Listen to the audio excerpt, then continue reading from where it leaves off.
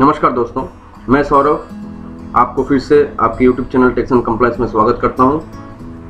इस वीडियो में मैं आपको किस तरह से GSTR 3B जो कि 20 ऑफ एवरी मंथ भरना रहेगा, वो किस तरह से आप भरें वो मैं बताऊंगा। इस वीडियो पे जो है मैं आपको ऐसा एक केस बताऊंगा जिसमें कि जो है टैक्स लाइबिलिटी जो है वो टोटल क्रेडिट अवेलेबल से कम है, मतलब लाइबिलिटी कम है और क्रेडिट ज़्यादा है। तो इस केस में हम पूरा का पूरा जो लाइबिलिटी सेट ऑफ करेंगे, आपको मैं दिखाऊंगा किस तरह से सेट ऑफ करना है। तो पूरा का पूरा जो टैक्स लाइबिलिटी सेट ऑफ हम करेंगे वो करेंगे पूरा का पूरा क्रेडिट में से, ITC में से। तो इसमें हमको कोई कैश में पेमेंट नहीं करना है। तो आइए देखते हैं किस तरह से आप 3B भरें और अपना जो टैक्स लाइबिलिटी सेट ऑफ है वो पूरा का पूरा ITC से किस तरह से आप कर सकते हैं। तो आइए दोस्तों, जो 3B है उसको उसके रिगार्डिंग जानने के लिए पहले हम लॉगिन कर लेते हैं। तो पहले हम पोर्टल में चले गए gst.gov.in, फिर लॉगिन में चले गए।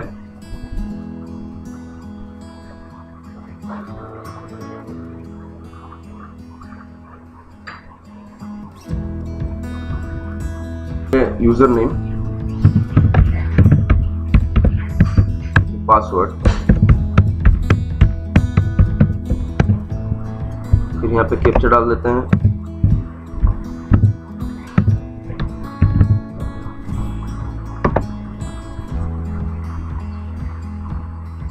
फिर हम चले जाएंगे रिटर्न डैशबोर्ड में।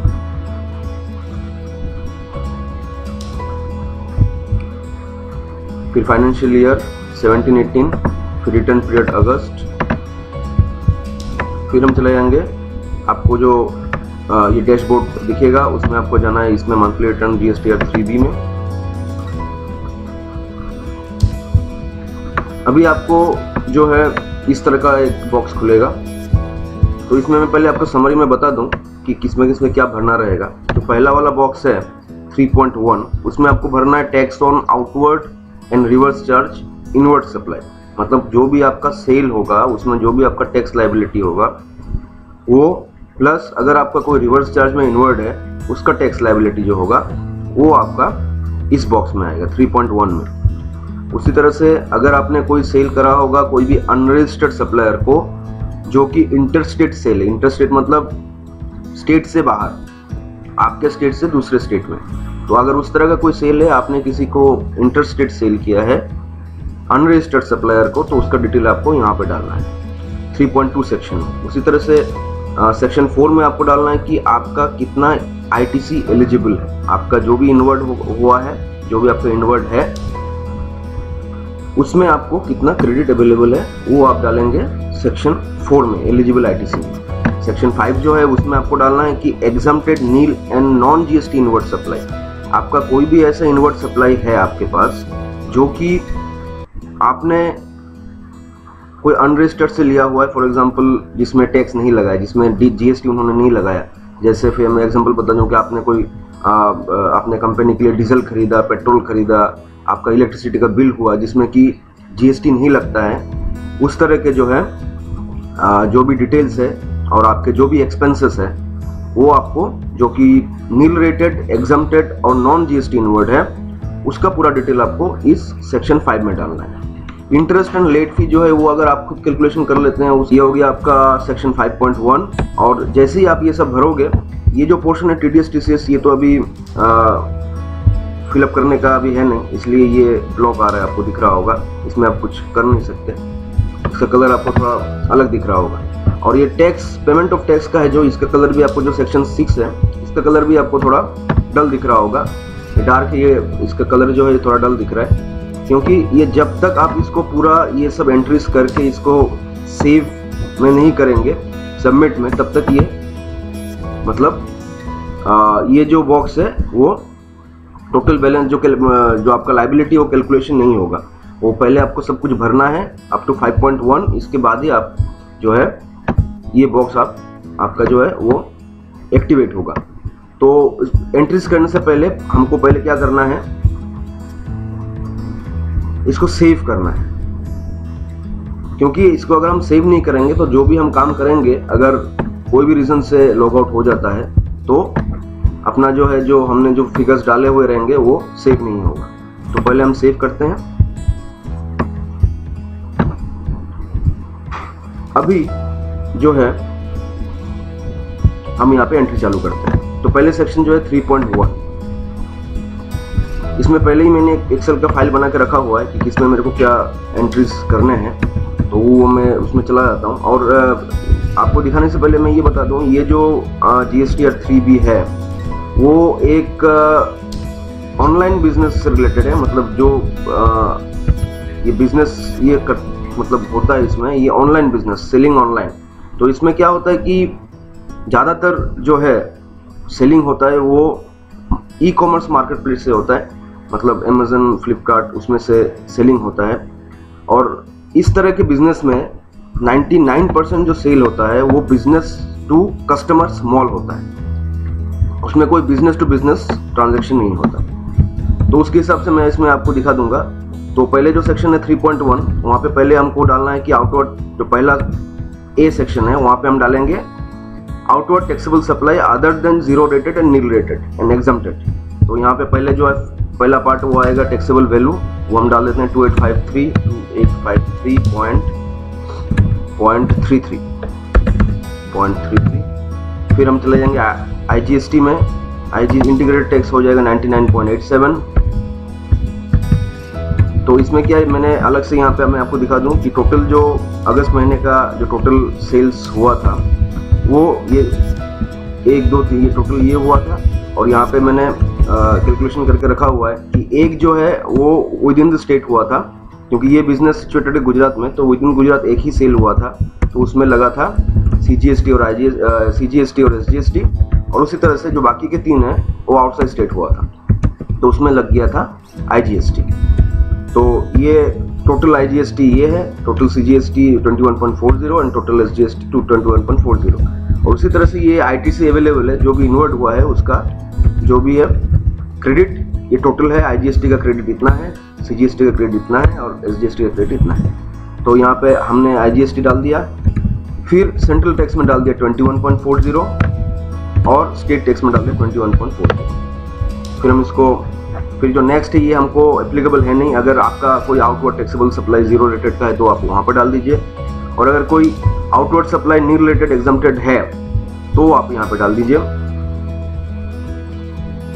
फिर inward supply liable to reverse charge, आप ये खास ध्यान रखें कि इस सेक्शन में ही आपको रिवर्स चार्ज के जो भी आपके लायबिलिटी है, इंक्रीज्ड लायबिलिटी जिसको बोलते हैं, कि आपका जो लायबिलिटी फॉर योर सेल्स है उसके अलावा भी अगर आपका कोई लायबिलिटी बनता है वो बनता है आपका रिवर्स चार्ज का।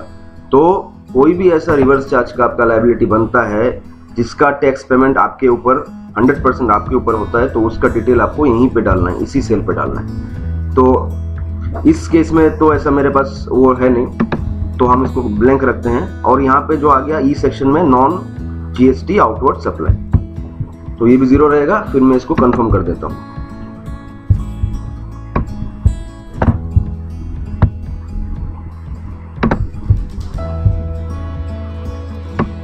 फिर जो है दूसरा सेक्शन है 3 पॉइंट। तो हमको क्या करना है कि जो 3.2 है उसमें हमको ये दिखाना है कि अगर हमने कोई अनरजिस्टर्ड सप्लाई को आउटसाइड स्टेट सप्लाई किया है तो उसका डिटेल हमको यहाँ पे डालना रहेगा। तो हमारे केस में ये एप्लीकेबल है, क्योंकि हमने जो भी सेल अगस्त में किया है वो आउटसाइड स्टेट में जो ये 3 सेल किया है वो हमने अनरजिस्टर्ड को किया। अनरजिस्टर्ड इन द सेंस हमने डायरेक्ट कस्टमर को मटेरियल बेचा और कस्टमर जो है वो अनरजिस्टर्ड है, तो उस बेस पे हमको जो है डिटेल यहाँ पे डालना पड़ेगा। मतलब ये वाला डिटेल और ये टोटल 3 डिटेल्स हमको, तीनों का डिटेल हमको यहाँ पे इस कलम में डालना पड़ेगा। तो हम यहाँ पे चले जाते हैं। यहाँ पे पहले आपको दिखा रहा होगा प्लेस ऑफ सप्लाई। तो पहला वाला जो हमारा है वो place of supply Andhra Pradesh, वो हम सिलेक्ट कर लेते हैं यहाँ पे आंध्र प्रदेश।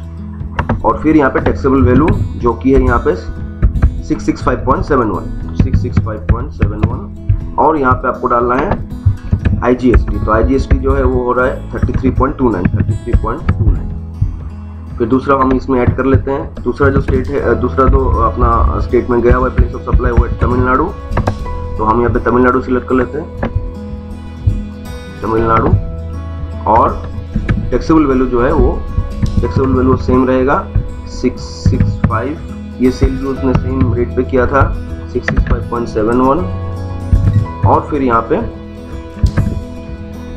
33.29। फिर हम चले जाते हैं तीसरे वाले में, वो सेल है मध्य प्रदेश में। तो ये मध्य प्रदेश आ गया, सेल वैल्यू सेम रहेगा 665.71, और फिर ये वाला जो वैल्यू है वो भी सेम रहेगा 33.29। और ये खास ध्यान रखें कि इसमें जो टोटल एग्रीगेट IGST आप दिखा रहे हैं, तो वो आपका जो है यहाँ पे दिखा रहा होगा कि total amount of integrated tax declared across all the sections of table 3.2 should not exceed the amount of integrated tax declared in row A of table 3.1।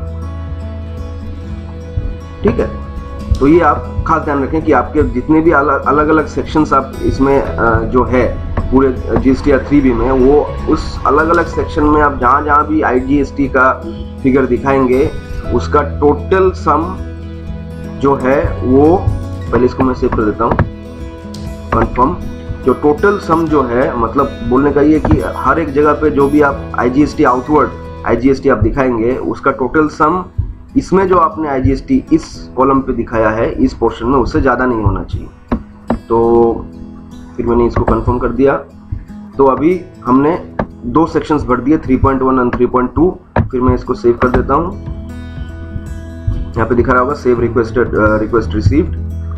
फिर मैं चला जाता हूँ एलिजिबल ITC।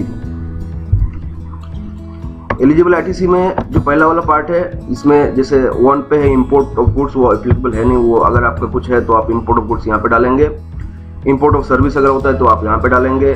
फिर ये जो है inward supply liable to reverse charge, इसमें आपको खास ध्यान रखना है कि इसमें जो आप फिगर डालेंगे वो आपका प्रीवियस मंथ में आपने जो रिवर्स चार्ज में अमाउंट भरा होगा वो आप यहाँ पे फॉर द मंथ डालेंगे। फॉर वो मतलब ये हुआ कि अगर आपने जब जुलाई महीने का 3B भरा था अगस्त में, उस टाइम में अगर आपने आपके सेक्शन 3.1 में,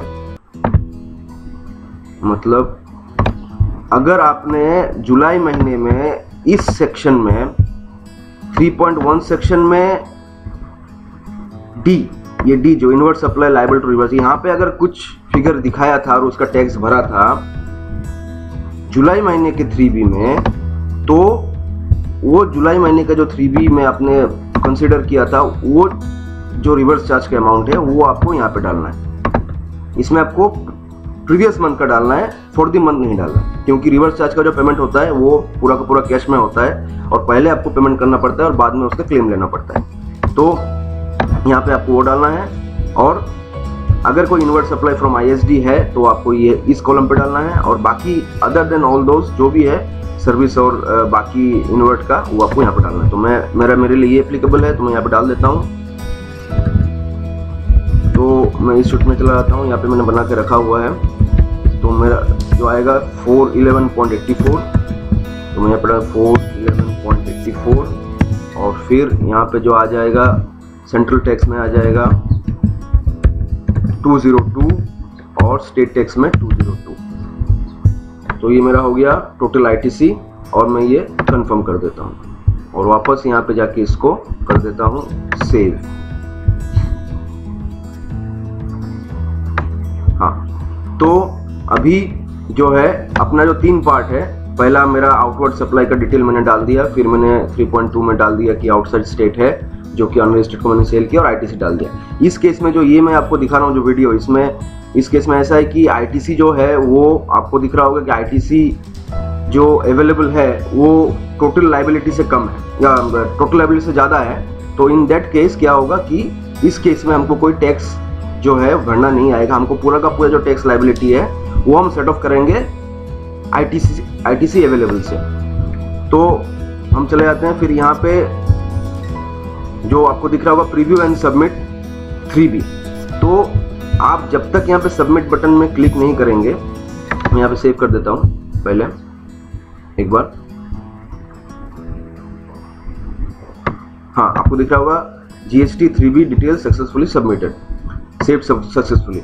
अभी आपको क्या है कि आपने जब डिटेल डाल दिया होगा, आपका जो भी डिटेल आप डालने के बाद आपका ये जो टैक्स कैलकुलेशन का पार्ट है, पेमेंट ऑफ टैक्स, वो तब तक वो एक्टिवेट नहीं होगा जब तक कि आप इसको सबमिट नहीं करते हैं। और सबमिट, आप ये खास ध्यान रखें, सबमिट करने से पहले आप पूरा अपने जो डिटेल है उसको चेक कर लें, क्योंकि एक बार आपने ये बटन को क्लिक कर दिया तो आप जो ये सेक्शंस में जो भी चेंजेस है आप कुछ नहीं कर सकते।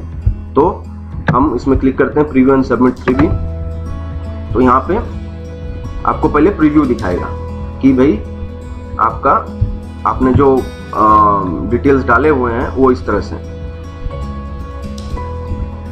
हाँ, इसमें आपको दिखा भी रहेगा the above table is a summary of information filled by you in the form. If it is incorrect, please press cancel and edit the information in the relevant section of the form. Once you click confirm and submit, your GST 3B will be submitted and जो liability है वो calculated हो जाएगा और ये दोबारा आप इसको कुछ कर नहीं सकते। तो मैंने जो फिगर डाला था 3.1 में, उसके हिसाब से यहाँ पे आ गया और total net ITC available as per section 4C वो यहाँ पे अलग से आ गया। तो फिर मैं कंफर्म एंड सबमिट करता हूँ।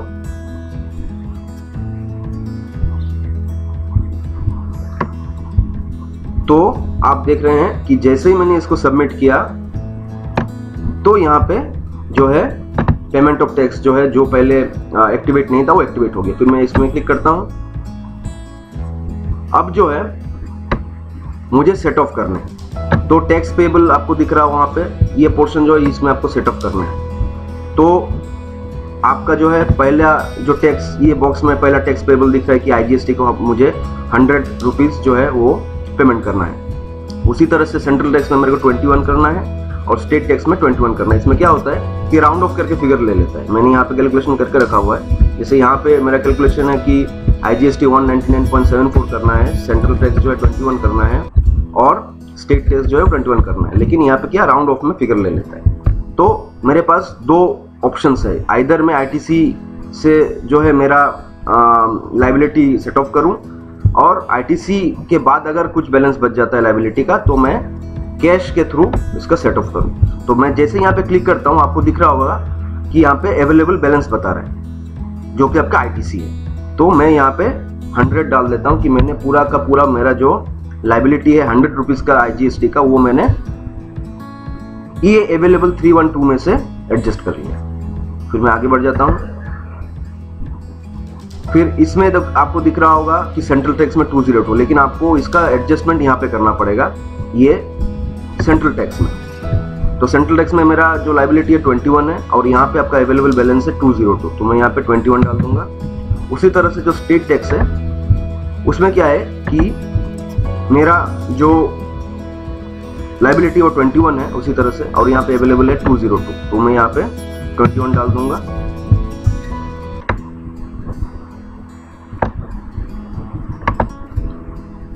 तो आपको ये बता दूं कि जो सेट ऑफ आप जब करेंगे तब आप एक जो सेट ऑफ का भी एक क्राइटेरिया होता है कि अगर आपका IGST का लाइबिलिटी है और आपका ITC पड़ा हुआ है IGST में, तो पहले आप ITC जो है आपका लाइबिलिटी में, तो IGST का जो ITC होता है उसमें से आप पहले IGST सेट ऑफ कर सकते हैं, फिर अगर कुछ बचता है तो CGST करेंगे, फिर अगर कुछ बचता है तो SGST करेंगे। उसी तरह से अगर सेंट्रल टैक्स का IGST आपके पास सेंट्रल टैक्स का अगर आपके पास ITC पड़ा हुआ है तो पहले आप सेंट्रल टैक्स का जो सेट ऑफ है वो कर सकते हैं, और अगर कुछ बच जाता है तो उसमें से बैलेंस में से आप अगर आपका IGST का कुछ पेमेंट करना है तो वो कर सकते हैं। उसी तरह से जो स्टेट टैक्स है उसमें से पहले आपको स्टेट टैक्स का लाइबिलिटी सेट ऑफ करना है, उसके बाद IGST का जो लाइबिलिटी है उसको सेट ऑफ करना है। आप CGST और SGST में सेट ऑफ नहीं कर सकते। तो ये मैंने सेट ऑफ कर दिया और फिर मैंने चेक बैलेंस में क्लिक किया, तो आपको ये बैलेंस बता देगा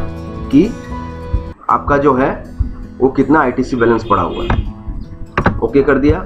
फिर मेरे को आप फिगर इसमें पुटअप करते हैं। फिगर पुटअप करने के बाद आपको जो भी लाइबिलिटी सेट ऑफ करना है वो फिगर पुटअप करने के बाद यहाँ पे ऑफसेट लाइबिलिटी में आपको क्लिक करना है। तो ये जो है टोटल ऑफसेट बताएगा, ऑफसेट सक्सेसफुल, कि जो भी आपका है लाइबिलिटी वगैरह है वो हमने ऑफसेट कर लिया। फिर ओके में आपको क्लिक करना है। तो ये पेमेंट ऑफ टैक्स का जो लाइबिलिटी है वो यहाँ पे जैसे ही आपको दिखेगा, उसके बाद आपको इसको आपने जब लाइबिलिटी सेट ऑफ कर लिया होगा तो आपको इसको सबमिट करना है ईवीसी या ईएससी से। उसके लिए आपको पहले यहाँ पे क्लिक करना होगा। ये इसमें बटन में आपको ऐसा देख के लग रहा होगा कि ये कोई भी जो सेल है वो एक्टिवेटेड नहीं है, लेकिन ऐसा नहीं है। आपको यहाँ पे आप क्लिक करेंगे तो वो एक्टिवेट हो जाएगा आपको आगे यहाँ पे सिलेक्ट करने के बाद। तो मैंने इसको क्लिक कर दिया, पहले ये ग्रीन हो जाएगा। फिर यहाँ पे मेरे को ऑथराइज सिग्नेटरी सिलेक्ट करना है, फिर मुझे सिग्नेचर करना है। तो मैं फाइल करूँगा, फाइल GSTR 3B DSC। और ख़ास करके देखें कि आप जो जब ये DSC साइन करेंगे तो ज़्यादा अच्छा होगा कि आप अगर एक्सप्लोरर यूज़ करें, क्रोम यूज़ नहीं करें, क्योंकि उसमें अगर आप क्रोम यूज़ करते हैं तो थोड़ा इश्यूज आता है उसमें। तो मैं GSTR 3B DSC में क्लिक करता हूँ और फिर ये प्रोसीड करता हूँ। फिर देखिए ये मैंने टोकन डाल के रखा हुआ है, तो ये इनिशियल कर रहा है साइनिंग का। हाँ, फिर मुझे जो है जो ऑथराइज सिग्नेटरी है उसको मैंने सिलेक्ट कर लिया और फिर मैंने साइन पे क्लिक किया, बस। तो क्या हुआ कि GSTR 3B ऑफ GSTIN ये नंबर है for the August month has been successfully filed on 19/9/2017 time आ गया। तो ये जो ARN नंबर है इसके बेस पे आपके मोबाइल नंबर और आपकी ईमेल पे एक मेल और SMS पे चला जाएगा। तो इस तरह से आपका जो है अगस्त का जो है 3B वो मैंने सबमिट कर दिया। फिर मैं बैक चला जाता हूँ और फिर मैं अगर आपको ये डैशबोर्ड में जाके दिखाता हूँ तो इसमें आपका बता रहा है कि स्टेटस फाइल। तो आप इसको ये देख भी सकते हैं, इसमें जो भी आपने एंट्रीज किए होंगे वो देख सकते हैं। तो दोस्तों, अगर आपको मेरा ये वीडियो पसंद आया हो तो काइंडली सब्सक्राइब कीजिए। और अभी मैं दूसरा भी एक वीडियो आपको अपलोड करूंगा जिसमें कि मैं ये वाले वीडियो पे मैंने आपको बताया कि जो टोटल लाइबिलिटी है उसको सिर्फ ITC से मैंने सेट ऑफ किया था। और इसी तरह से अभी जो मैं दूसरा वीडियो अपलोड करूंगा उसमें कोई ITC अवेलेबल नहीं होगा, लेकिन लाइबिलिटी होगा, तो वो पूरा का पूरा हम कैश में भरेंगे।